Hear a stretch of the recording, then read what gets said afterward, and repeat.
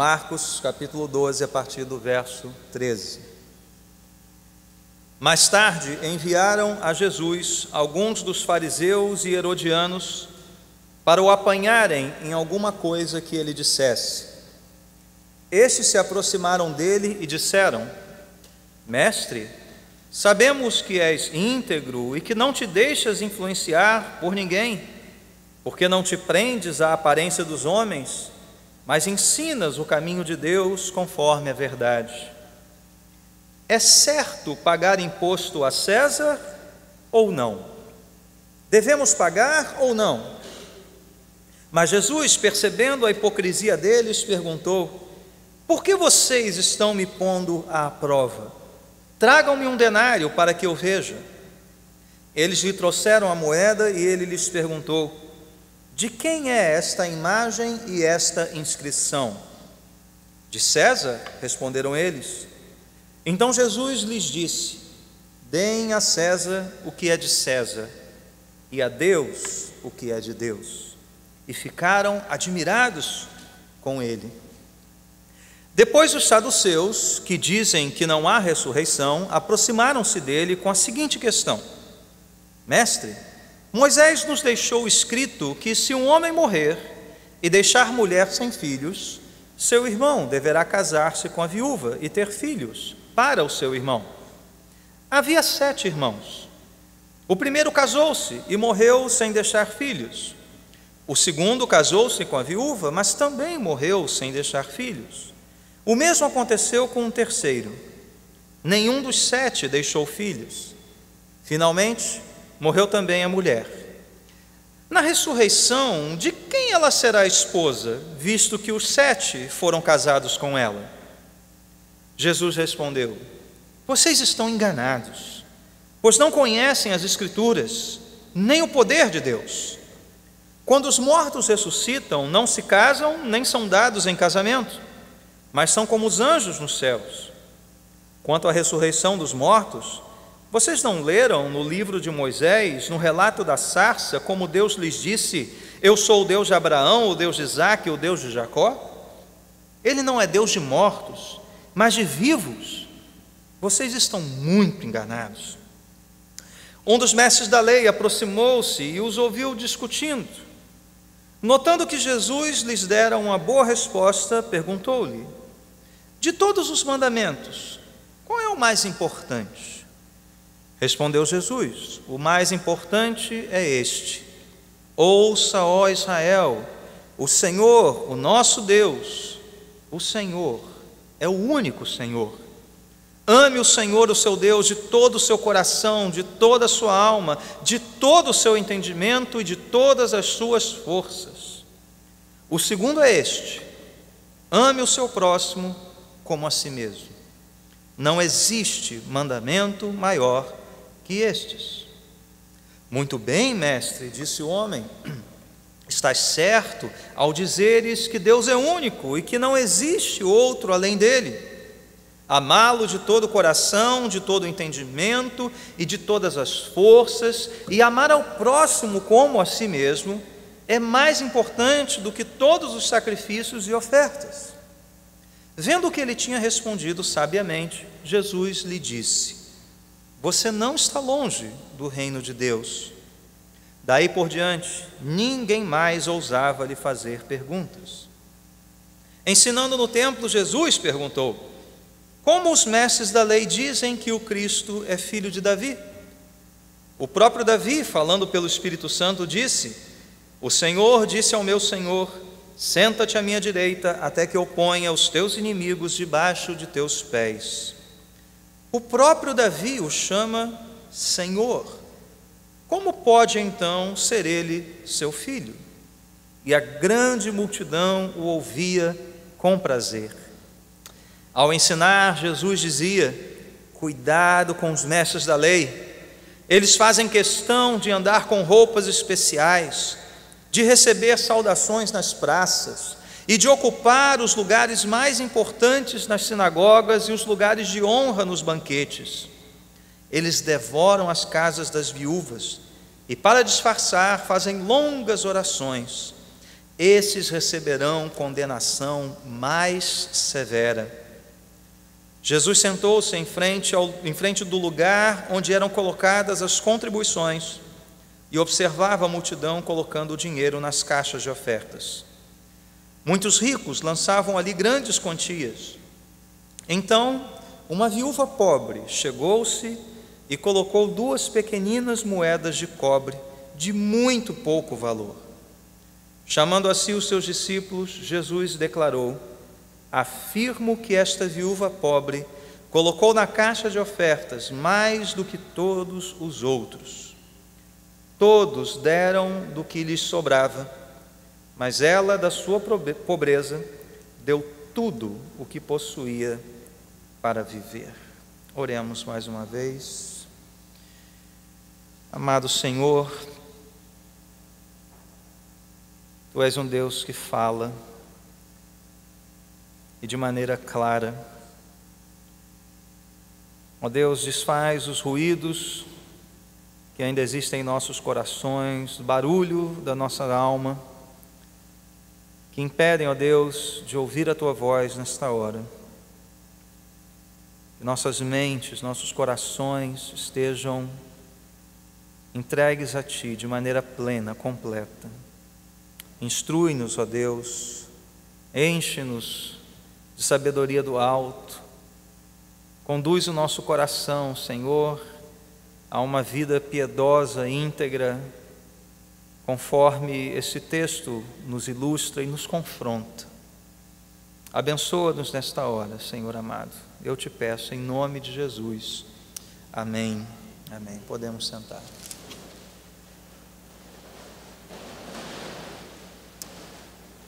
Algumas perguntas que nortearão a nossa reflexão nesta noite. Qual é a natureza do reino de Deus? Qual é a expectativa que este reino nos traz? Qual é a lei do reino de Deus?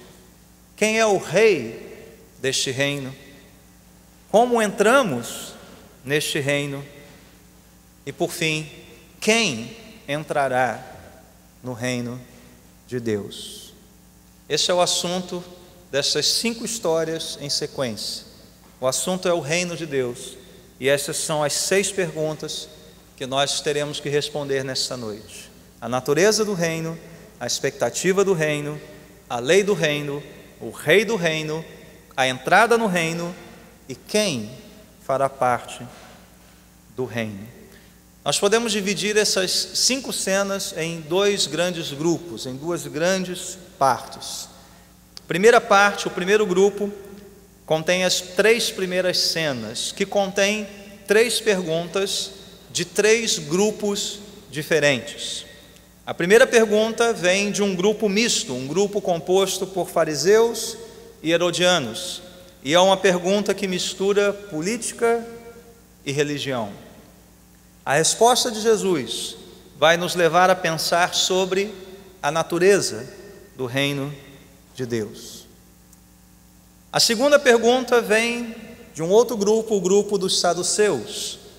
É uma pergunta teológica e também de contornos políticos. A resposta de Jesus vai nos levar a entender a expectativa que o reino de Deus nos traz. A terceira pergunta, um terceiro grupo, um representante de um grupo, o grupo dos escribas ou dos mestres da lei. É uma pergunta teológica e ética. E a resposta de Jesus nos levará à lei do reino. Este é o primeiro grupo. Segundo grupo, Jesus faz uma pergunta. Então nós temos mais uma pergunta, só que é a pergunta do Senhor Jesus. Logo em seguida nós temos uma advertência e em seguida uma lição, ou, como nós já aprendemos no Evangelho de Marcos, uma parábola viva.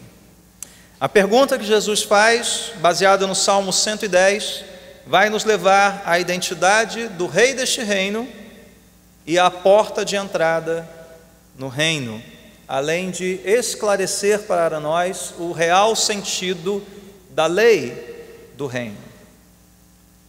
A advertência de Jesus e a lição de Jesus nos falarão mais sobre a entrada no reino e mostrarão que tipo de pessoas estarão fora do reino e quem são aqueles que entrarão neste reino. Esse é o assunto desta porção do Evangelho de Marcos. Esse é o nosso plano de voo. Então, se você anotou, se você está com a Bíblia aberta, permaneça assim, vamos examinar cada uma dessas cenas. Se não, abra novamente a palavra de Deus para meditarmos nessa sequência. Primeira pergunta, que contém a primeira resposta de Jesus, versos 13 a 17. Muito bem. Aquele ataque coletivo que Jesus sofreu lá na porção que vai do verso 27 ao 33 do capítulo anterior, do capítulo 11, chegaram ali, os chefes dos sacerdotes, mestres da lei, líderes religiosos, tentaram pegar Jesus de maneira direta, de maneira incisiva. Agora eles mudaram de estratégia, enviaram grupinhos e com aquela introdução bajuladora: mestre, olha, o senhor sabe, hein? Olha, o senhor é um homem que está dando boas lições, Bajulação. E aqui o primeiro desses grupos é um grupo composto, um grupo de fariseus e herodianos. E se você está acompanhando essa série, vai lembrar que lá no capítulo 3, verso 6, esses dois grupos já estavam juntos. E algo que nos deixou perplexos desde daquele momento. Por quê? Porque os fariseus, eles eram aquele grupo religioso, tido como exemplo de piedade. Eles toleravam os romanos, não eram tão agressivos quanto o grupo dos zelotes, que pegavam em armas para matar soldado romano, para expulsá-los ali da Palestina. Os fariseus toleravam, mas não viam com bons olhos os romanos, e se ressentiam muito em ter que pagar imposto ao império estrangeiro. Aliás, para um fariseu, o próprio pagamento do imposto era considerado um ato de idolatria. Nós vamos ver porquê daqui a pouquinho, quando examinarmos a moeda que Jesus pediu. E curiosamente, os fariseus vão se aliar com os herodianos, que era exatamente o oposto. Eles eram helenistas na cultura, ou seja, eram mais permissivos na cultura, o que um bom judeu não gostava. Eram vassalos de Roma, ou seja, para eles o Império Romano ali era algo até certo ponto lucrativo. Eles apoiavam os impostos, obviamente porque ganhavam com os impostos. Herodes era uma pessoa, um rei colocado ali pelos romanos. Então, grupos completamente diferentes. Infelizmente eu não posso dar um exemplo político atual, porque dificilmente você vai ter aí, pelo menos no Brasil, você não tem um partido conservador de direita, que hipoteticamente se alie aos diversos partidos esquerdistas aqui do Brasil. Mas pense, por exemplo, em argentinos e brasileiros torcendo juntos, e ali, de frente à televisão e torcendo juntos. É uma coisa que você não esperaria muito, ver junto, assim como um fariseu e um herodiano. Então eles preparam, desde o capítulo 3, eles têm planos de matar Jesus, é isso que Marcos nos diz, e aqui eles voltam à carga, agora de uma maneira diferente. Começam bajulando Jesus, para depois entrarem na pergunta. Qual é a pergunta? E o início da pergunta é muito importante. Eles fazem assim a pergunta no final do verso 14: é certo pagar imposto a César? Bom, para nós respondermos a essa pergunta, temos que pensar qual é o padrão de certo ou errado que eles tinham. Qual é o padrão de certo ou errado que um fariseu tem? A própria lei de Moisés. Então veja que é uma pergunta que tem contornos políticos, tem a ver com a submissão a um império estrangeiro, mas tem uma pegadinha teológica aqui. Quando eles perguntam: é certo, é lícito? É lícito, é certo, segundo que padrão? Obviamente o padrão da lei mosaica. Então Jesus tinha que não só pensar a respeito da relação com o Império Romano, mas também da relação daquilo com a lei de Moisés. Então, perceba a sagacidade da pergunta. E quais são as opções que Jesus tem? Óbvias, né? Duas. Sim, devemos pagar. E aí ele iria cair nas mãos de quem? Dos fariseus. Ah, é? Você é um traidor? É um traidor do nosso povo? Imediatamente os fariseus estavam prontos para acender a faísca, né? Arriscar a faísca e acender a ira do povo contra Jesus. Você é um traidor.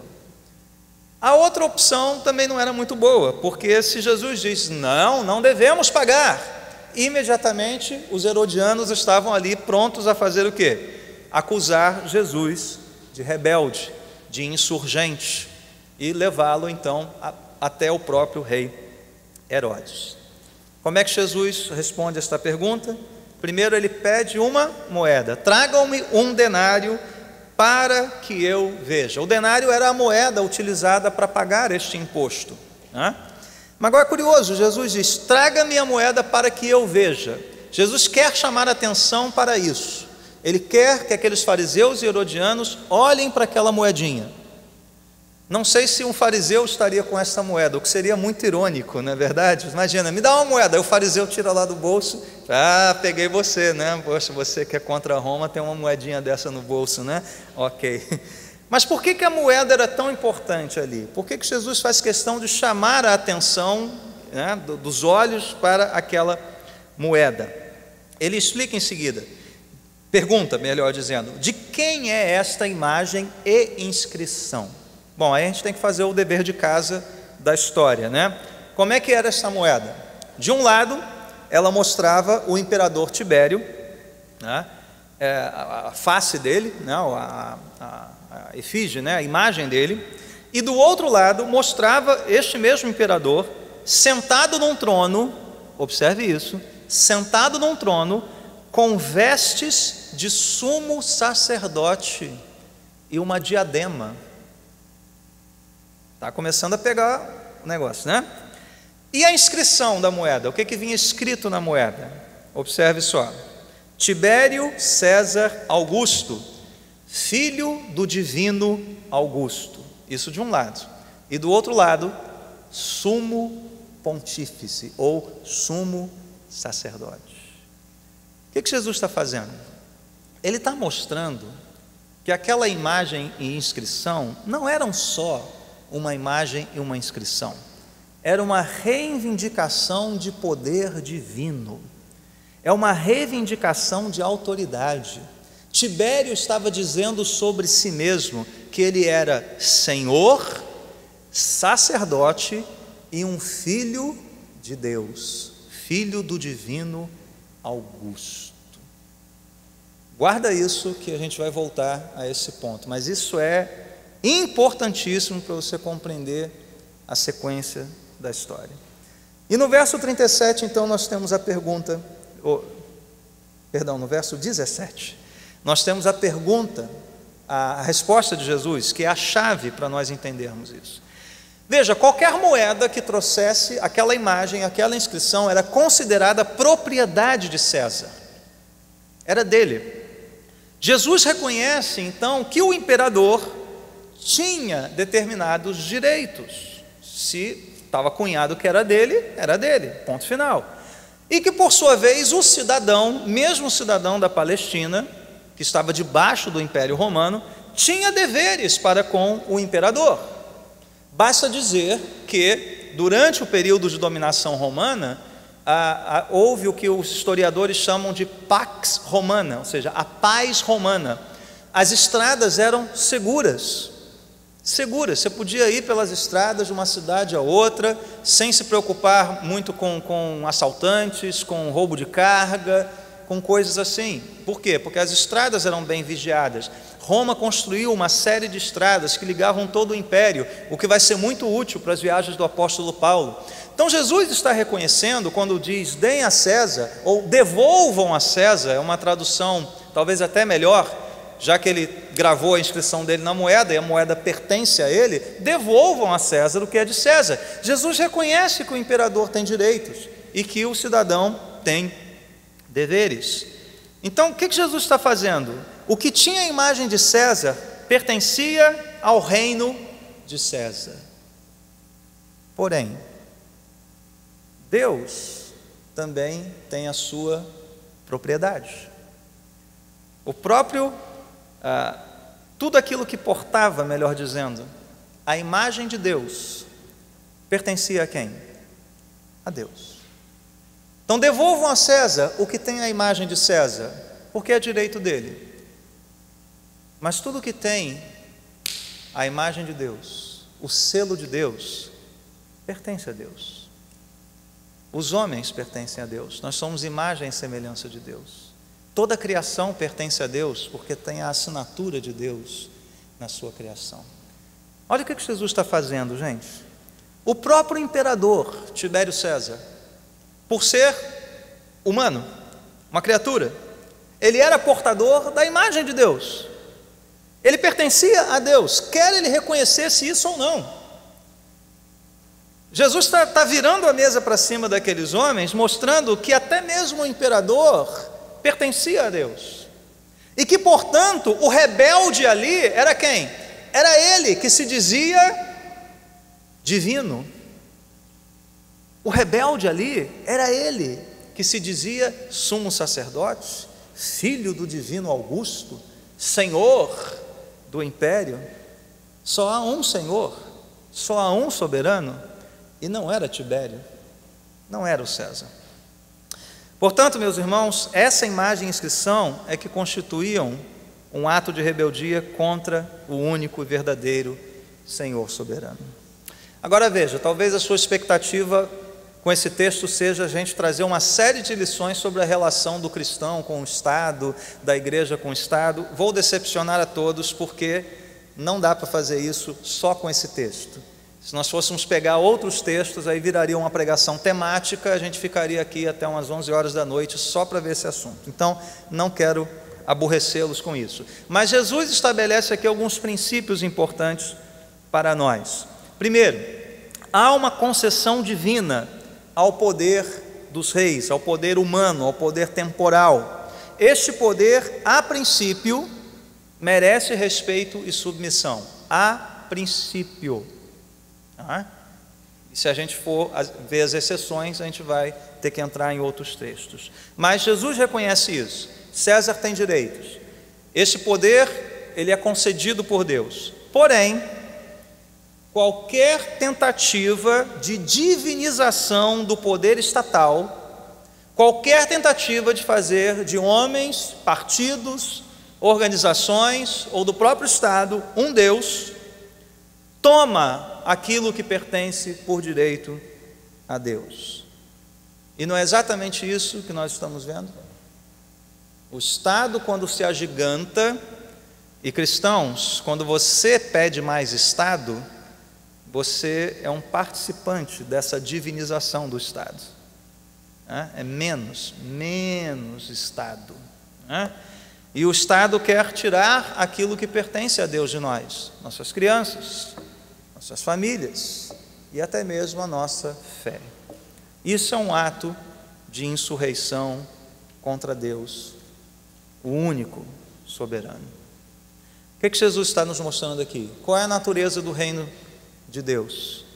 Este é um reino que está acima dos reinos deste mundo. Este é um reino que é soberano sobre os reinos dos vários Césares que já existiram ao longo da história.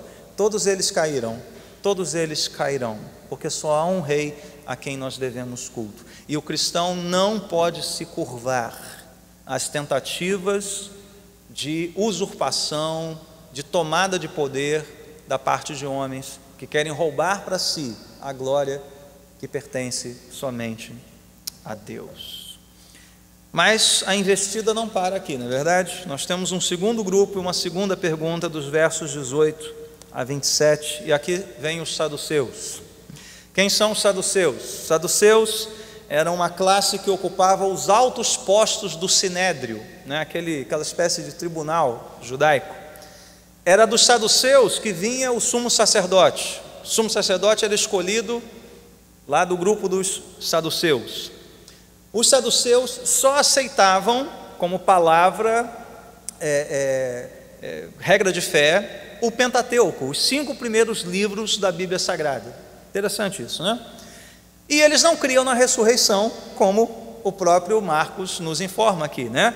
Depois os saduceus, que dizem que não há ressurreição, Marcos faz questão de colocar isso, se aproximam de Jesus. E por que eles não criam na ressurreição? Isso é interessante. A razão mais óbvia é porque eles não conseguiam enxergar a ressurreição no Pentateuco. Jesus vai tratar disso. Mas tem uma outra razão ali por trás. Os saduceus, eles eram, assim, uma classe abastada, uma elite. Para eles estava tudo bem, né? A Roma está ali, eles tinham privilégios. Então, investir toda a sua expectativa, criar sua expectativa apenas para esta vida, era absolutamente natural. Eles não pensavam no porvir, eles não pensavam no futuro, né? Numa ressurreição de mortos, talvez numa prestação de contas a Deus. Então, tem aqui uma influência de apego a este mundo, a esta terra, às coisas deste mundo. Tá? Obviamente, tudo isso alimentado pelo status que eles tinham perante o Império Romano. Então, é uma pergunta teológica, mas também é uma pergunta com um viés ali político, né? A relação com este mundo, a relação com as coisas, a relação com o poder de Roma. Agora, por que uma pergunta envolvendo aquilo que eles não criam? Não é estranho isso? Eles não acreditavam em ressurreição. Aí vão fazer justamente essa pergunta para Jesus, e a pergunta é feita por meio de uma historinha esdrúxula, né? Alguns comentaristas dizem que isso era até uma espécie de piada entre os saduceus. Imagina um monte de saduceu reunido no happy hour, né? Lá tinha um homem, casou com uma mulher, morreu sem deixar filhos e tal. E o 7º também, kkkk. Não tem graça nenhuma, eu sei, mas devia ter na época, né? Mas a história, ela tem essa pitada de ironia, de deboche, né? E é exatamente isso é com isso que eles querem pegar Jesus. Eles querem ridicularizar Jesus. Por quê? Porque Jesus pregava a ressurreição. Jesus cria na ressurreição e pregava a ressurreição. Então a história é bastante esdrúxula, bastante pitoresca, e a intenção era exatamente essa. Mas qual era a lógica da pergunta dos saduceus? Qual foi a pergunta no fim das contas, né? Verso 23. Na ressurreição, de quem ela será esposa? Né? O que estava por trás disso? Bom, o que está por trás disso é algo que está lá em Deuteronômio, capítulo 25, versos 5 e 6, chamado Lei do Levirado, que dizia basicamente o seguinte: a mulher casou, está ali a mulher, o marido morreu, não tem filhos. O que vai ser dessa mulher? O irmão deste marido vai casar com ela para ter um filho que levará o nome do falecido. Ou seja, isso era um modo de Deus perpetuar o nome, a memória daquela família. E o exemplo dos saduceus é exatamente esse. A mulher casou, morreu, veio o irmão, casou, morreu, sem deixar filho. Eu não sei o que essa viúva fez para matar tanta gente, né, também, mas parênteses, né? Estou maldando a história aqui, né? Viúva negra, né? Com aquela aranha, né? Casou, foi para a lua de mel, comeu a cabeça do marido, né? Mas enfim, a história está aqui. Mas qual era a lógica da pergunta? Isso é muito interessante. Eles estavam dizendo assim para Jesus: Jesus, se a ressurreição fosse verdadeira, e se Moisés acreditasse em ressurreição, ele teria previsto as consequências absurdas dessa lei. Porque, Jesus, se houvesse ressurreição, olha o problema que ia dar no céu. Porque você tem 7 falecidos ali, né?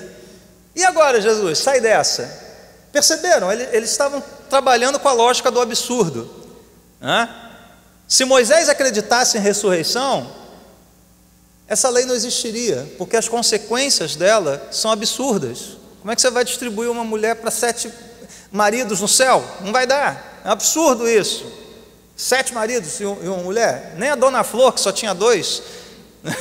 Imagina essa aqui, tinha que ser o jardim inteiro para 7.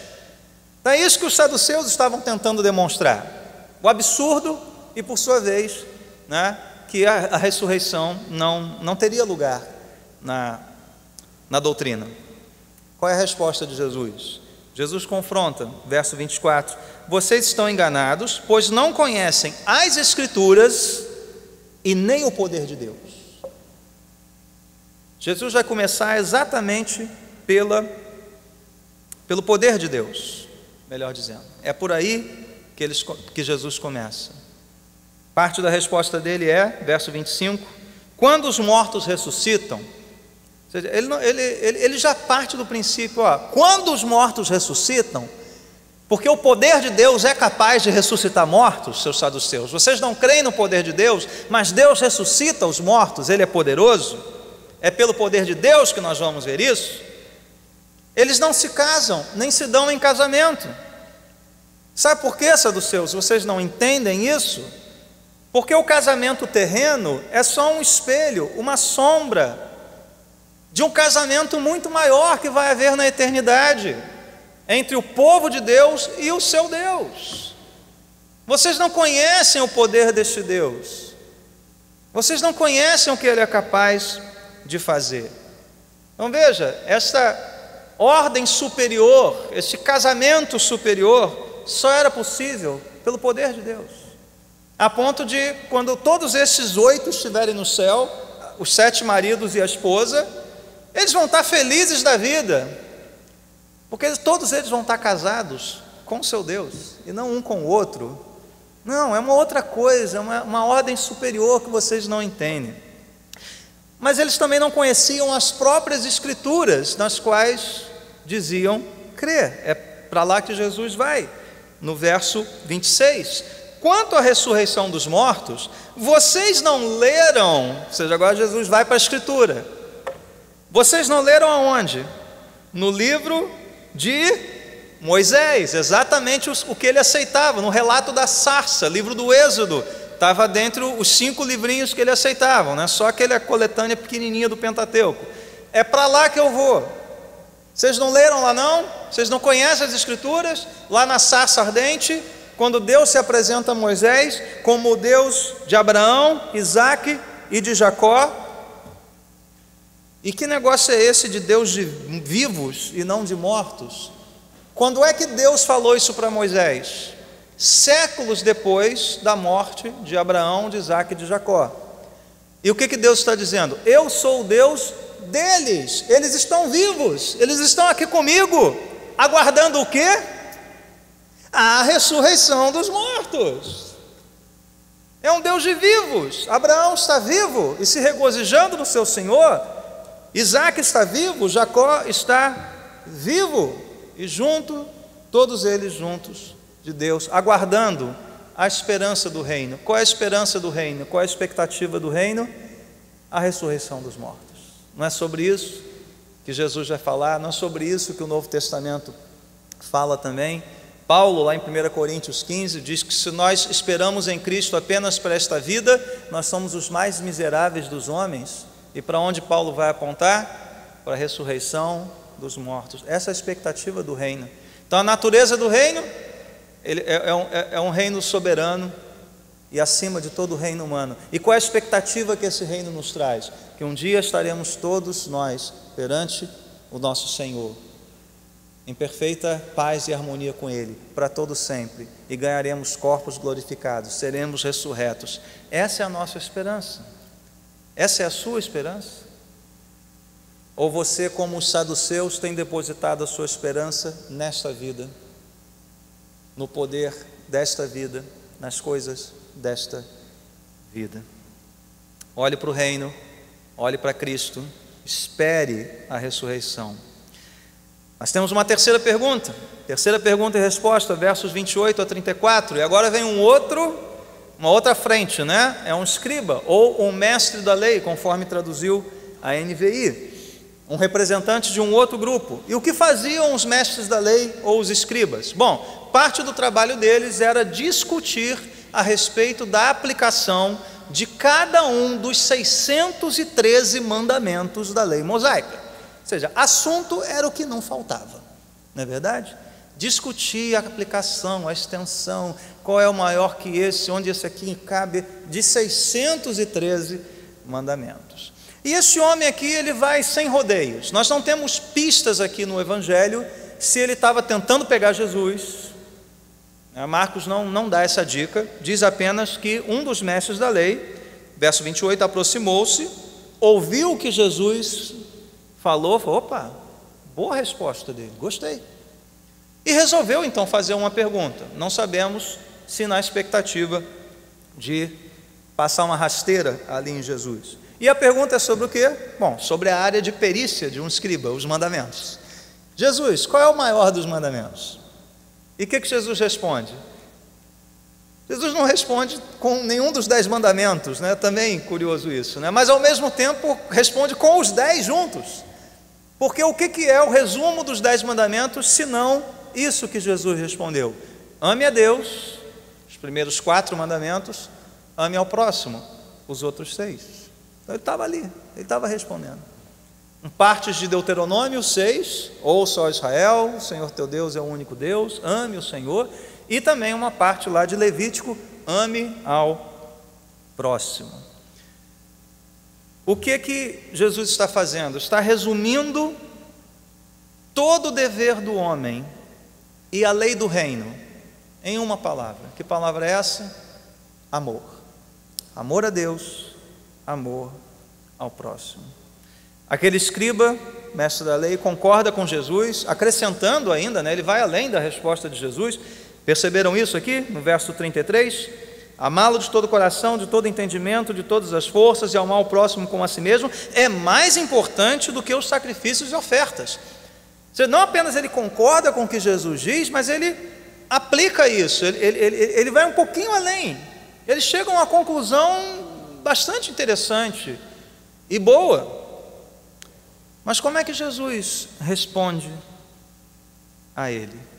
Será que o entendimento daquele escriba era suficiente? Me parece que não é verdade? Como é que Jesus responde? Você não está longe do reino, mas ele não está dentro do reino. Perceba que a resposta pode parecer encorajadora, mas ainda é confrontadora. Quem não está longe, está perto, ainda não está dentro. E nós vamos ver por quê na passagem. Então veja, meus irmãos, o que isso fala para nós hoje? Nós podemos conhecer bem os mandamentos, podemos aplicá-los de uma maneira correta, podemos tirar conclusões a partir deles, como este escriba o fez, mas nada disso por si só abrirá as portas do reino para nós. E a pergunta então é: bom, se este homem não está longe, mas não está dentro, como entrar no reino? Ele entendeu a lei do reino, mas ele ainda não está no reino. E você deve estar se perguntando: como entrar no reino? O que significa na prática esta lei do amor? E será que esses escribas faziam aquilo que eles diziam conhecer? É o que Jesus nos mostrará no segundo grupo desse texto, na segunda parte desse texto. Bom, depois de termos ouvido 3 perguntas de 3 grupos diferentes, e Jesus tendo dado 3 respostas excepcionais, todo mundo fez silêncio. Não é assim que acaba? No verso 34, daí por diante, ninguém mais ousava lhe fazer pergunta. Ninguém vai se meter a besta, né? Depois dessa. Não tem mais pergunta. Gente, esgotamos o nosso arsenal. Só que o texto ainda nos reserva uma pergunta. Quem faz essa pergunta? O próprio Jesus. E aqui é a pergunta que importa, porque é Jesus quem está fazendo essa pergunta.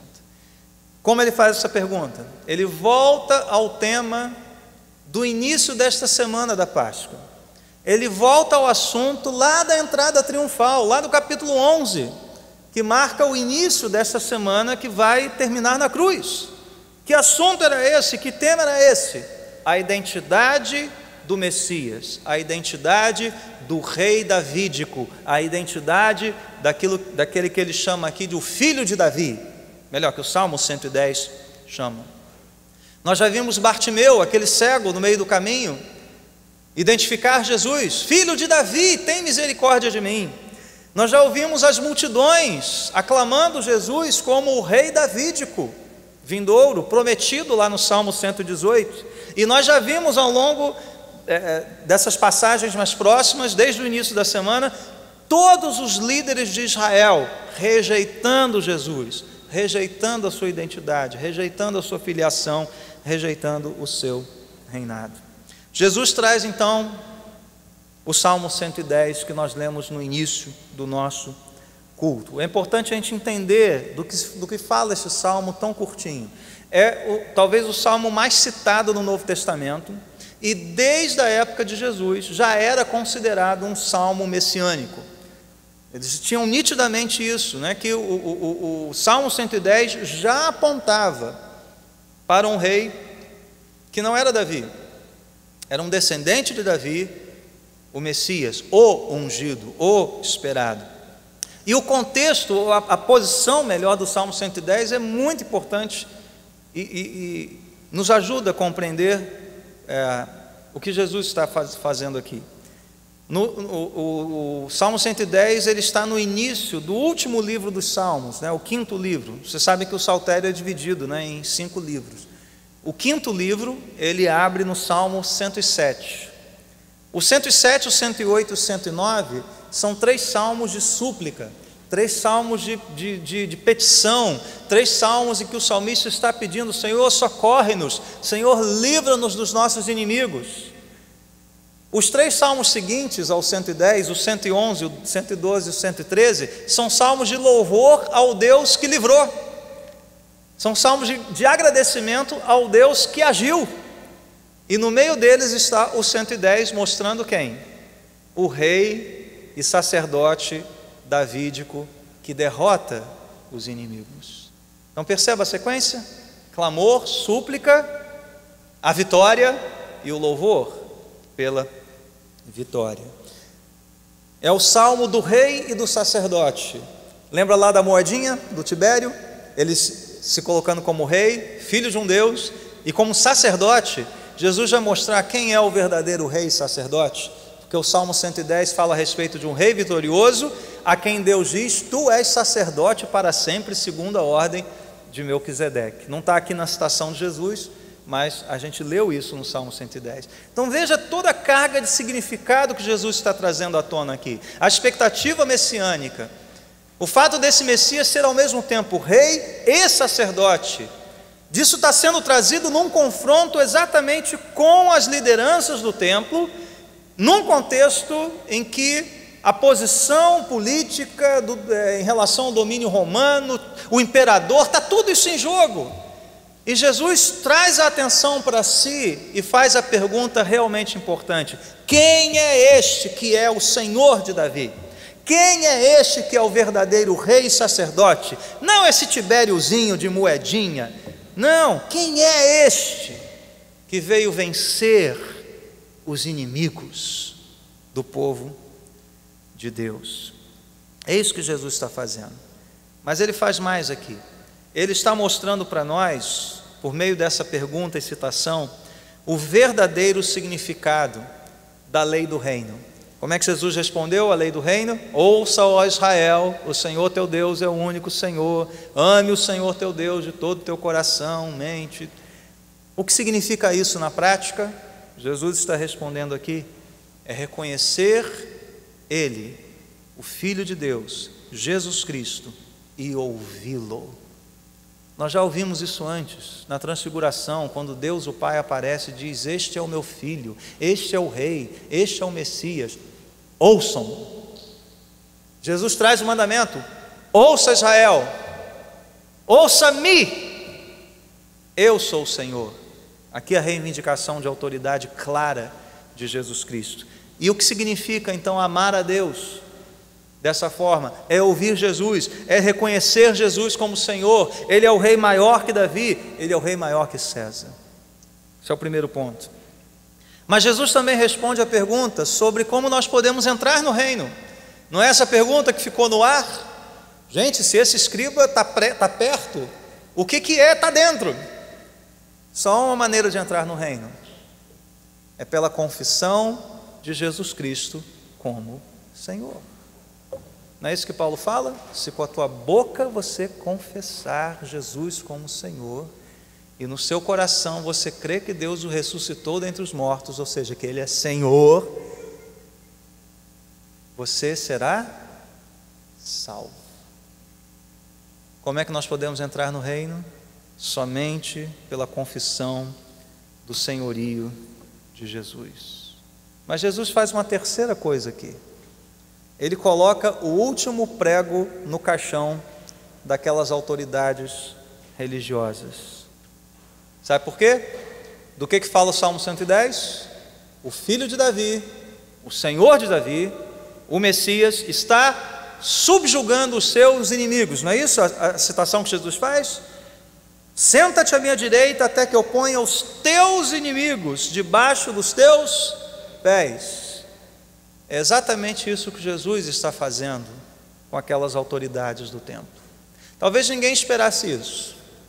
Talvez os inimigos, à primeira vista, fossem os pagãos, os gentios. Jesus está usando o Salmo 110 para mostrar que ele estava triunfando sobre os inimigos, mas esses inimigos estão dentro da casa de Israel. São os saduceus, são os escribas, são os fariseus, são os herodianos, são as autoridades do templo. Jesus estava triunfando sobre cada um deles. Mas ele prossegue com uma advertência e uma lição, e aí a gente amarra a história toda. Versos 38 a 40, Jesus prossegue seu ensino. Veja, essas cenas são contínuas, viu, gente? Isso tudo está acontecendo ali no templo. Jesus está sendo interpelado, ele faz a pergunta, ele chama para o ensino agora. Ao ensinar, verso 38, Jesus dizia: cuidado com quem?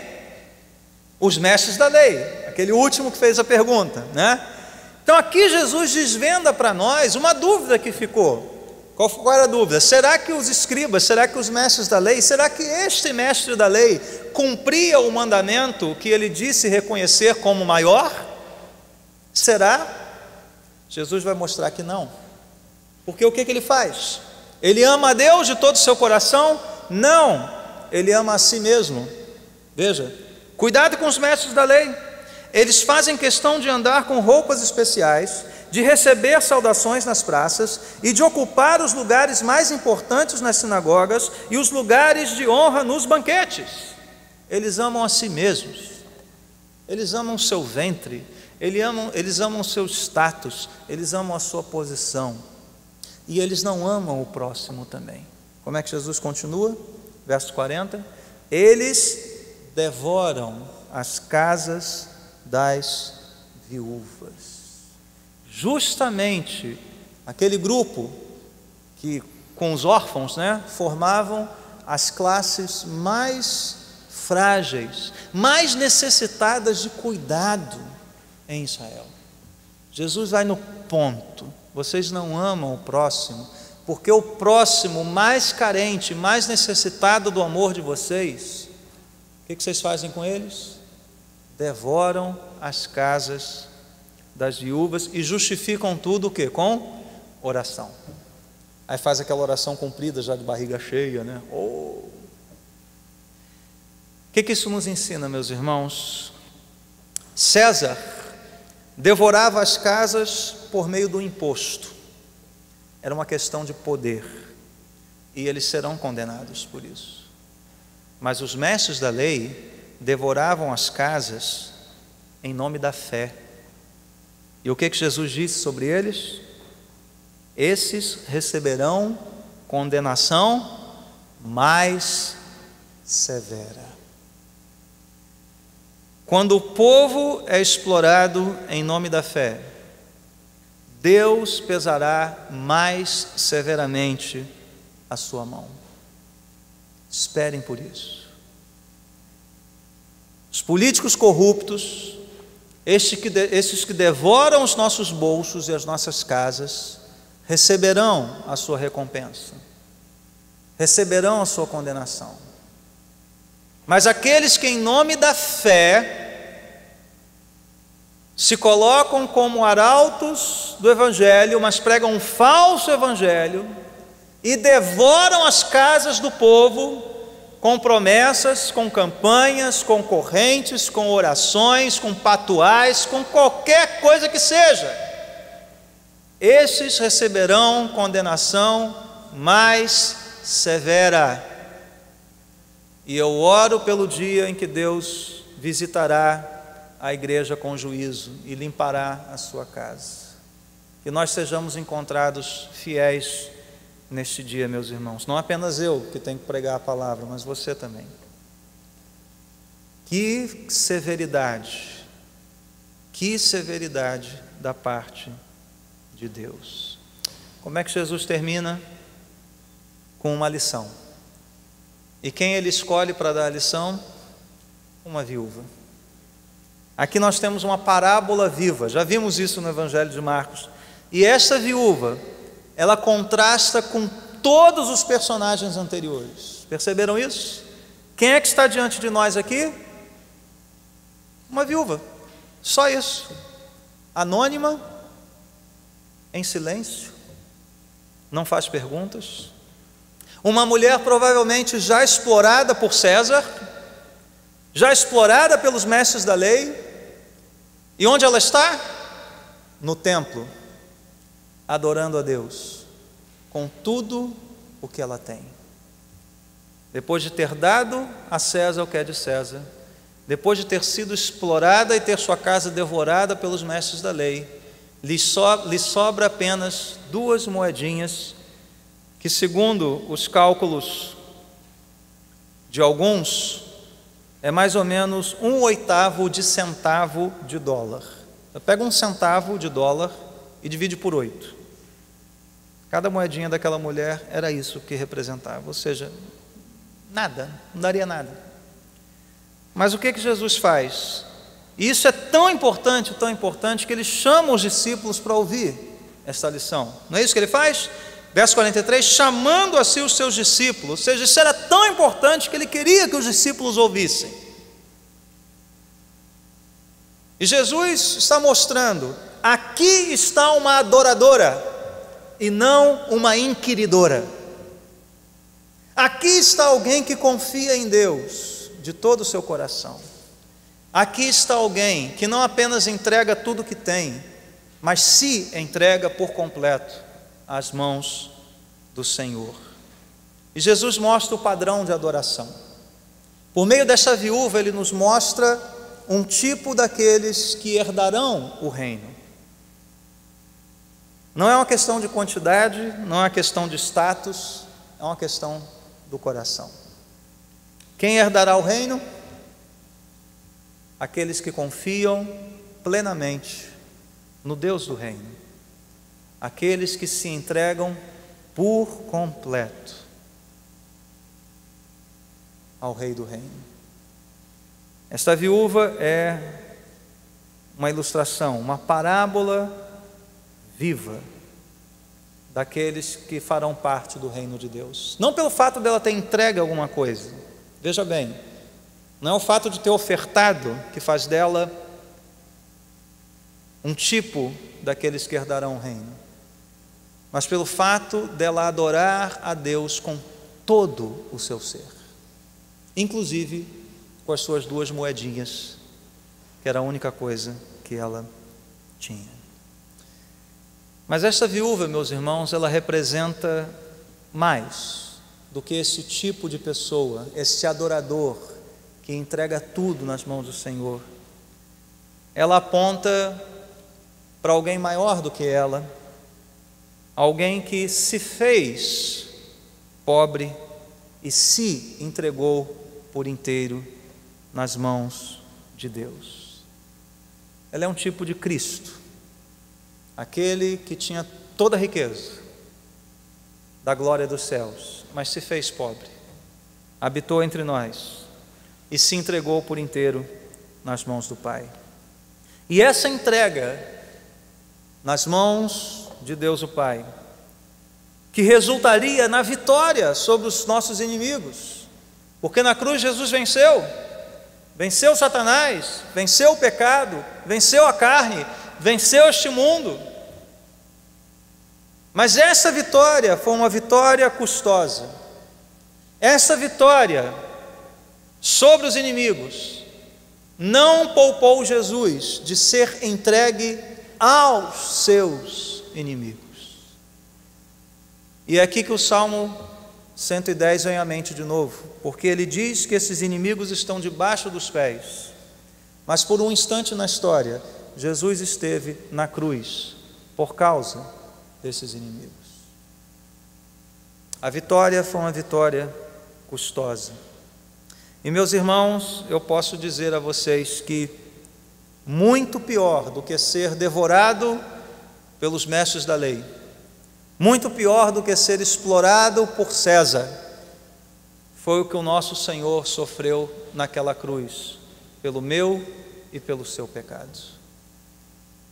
Por mais que o Estado nos oprima, por mais que muitos enganem o povo, e muitos sofram a dor da decepção, muitos sofram a escassez, nenhuma dessas dores, sofrimentos na presente época pode se igualar ao que o nosso Senhor sofreu na cruz do Calvário. A ira de Deus, o justo juízo de Deus. Ele é o Rei, Ele é o Rei do reino,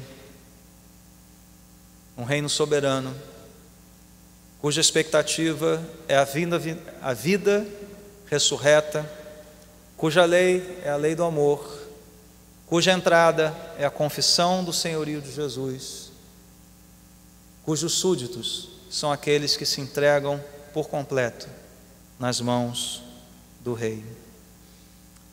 E Cristo quer ofertar isso a você nessa noite, mais uma vez.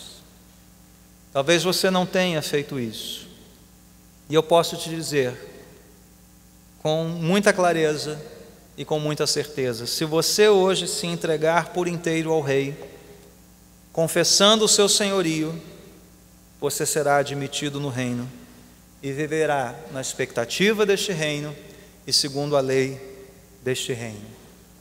Caso contrário, Jesus já disse, você será considerado um inimigo deste rei. E aquilo que aguardava os escribas, os Césares, aguarda também os inimigos do rei. A você que já confessou o rei, a você que já faz parte do povo do reino, eu lhe pergunto: estamos vivendo segundo a lei do reino? Ou será que estamos pendendo para o lado deste mestre da lei, reconhecendo a lei, sabendo explicar a lei, tirando conclusões a partir da lei, mas não estamos vivendo segundo a lei do reino? Examine seu coração nessa noite, ao participarmos da ceia do Senhor, e pergunte-se a Deus: Senhor, eu estou amando a Ti conforme a lei do reino? Eu estou amando o meu próximo conforme a lei do reino? Talvez todos nós sejamos reprovados nisso, mas, meus irmãos, houve aquele que amou perfeitamente, tanto ao Pai quanto ao próximo. É o amor dele que nos justifica, é o amor dele que enche os nossos corações, é a obra dele que muda as nossas vidas. Então, se você, como eu, se vê reprovado nisso, não, eu não tenho amado a Deus de todo o meu coração, de toda a minha alma, eu não tenho amado o meu próximo, eu tenho amado mais a mim mesmo. Se é esse o seu caso, confie no amor de Jesus Cristo, um vasto oceano, mergulhe nele por completo e saia dele disposto, pela graça de Deus, a cumprir a lei do reino. Vamos orar.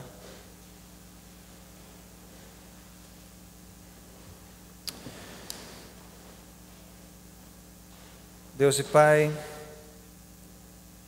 eu entrego a Ti, Senhor, esta reflexão,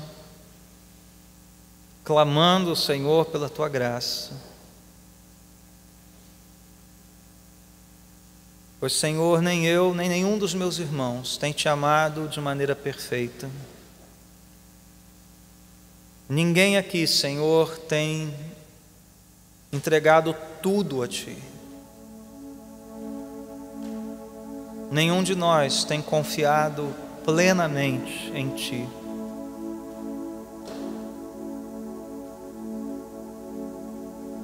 Mas nesta hora, Senhor, em que a Tua palavra nos ordena a examinar o coração, queremos nos submeter à voz do Teu Espírito. E se formos convencidos, ó Deus,